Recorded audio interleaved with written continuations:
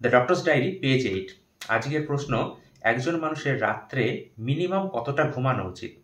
তার উত্তর হলো, একজন মানুষের রাত্রে মিনিমাম 7 ঘন্টা ঘুমানো উচিত।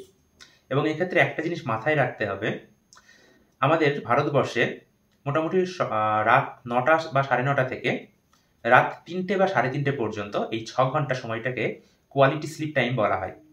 এবং প্রত্যেক মানুষের চেষ্টা করা উচিত এই 6 ঘন্টার মধ্যে অ্যাটলিস্ট 5 ঘন্টা যেন ঘুম থাকে। মানে আপনি যখন ঘুমোবেন তার 5 ঘন্টা যেন এই 9:30 থেকে 3:30 এর মধ্যে কভার হয়।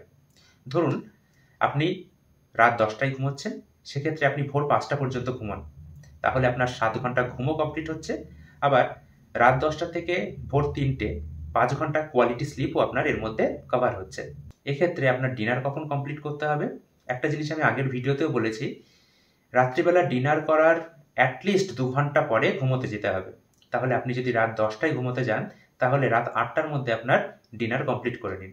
যদি আপনি রাত 10:30টায় ঘুমোতে যান, তাহলে 8:30টার মধ্যে ডিনার কমপ্লিট করে নিন।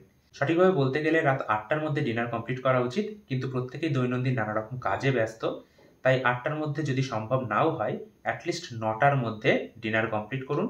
এবং 9টায় যদি ডিনার কমপ্লিট হয়, তাহলে আপনি 11টা নাগাদ ঘুমোতে যান।